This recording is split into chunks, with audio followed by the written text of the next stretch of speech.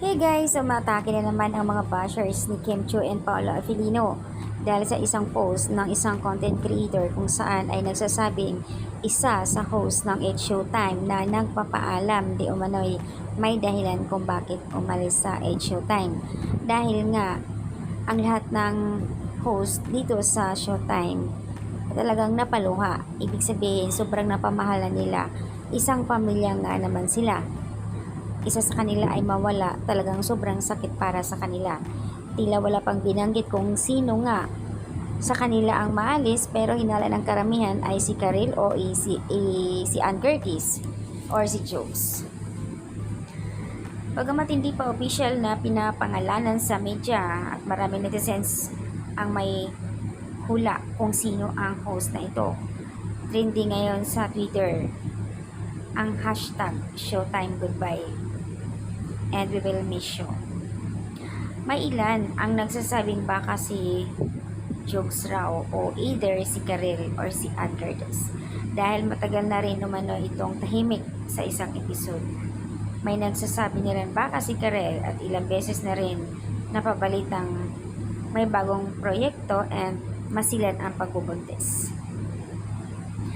Samantala, isang netizens naman ang nagbigay komento bashers ni Kim Chiu na sinasabi dapat daw ang maalis ay si Kim.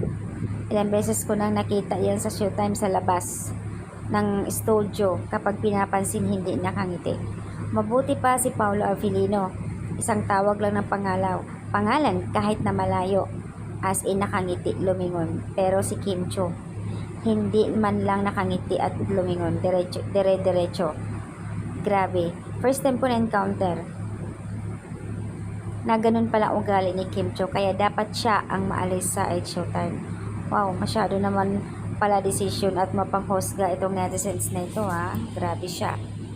Sinagot naman ng mga Kim Pao fans, sino ka para husgahan ang pagkatao ni Kim? Hindi mo siya kilala at all.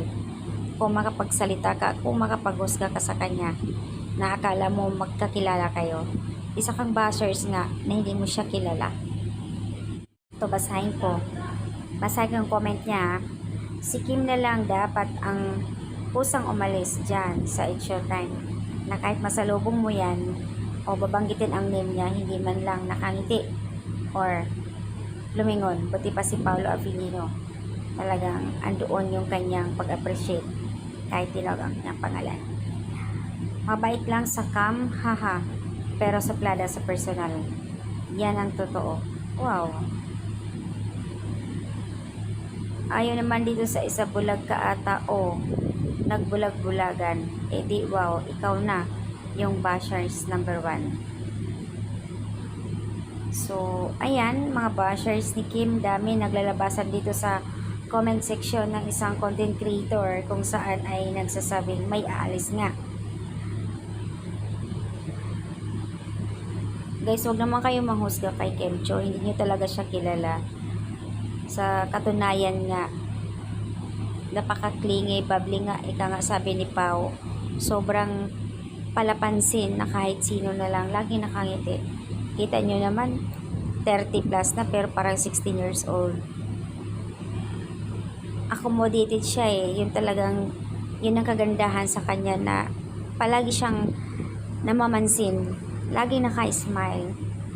Hindi lang siguro talaga niya kilala at siguro bihira lang niya nakikita sa social media kaya ganun siya makapaghusga din, makapag-bash.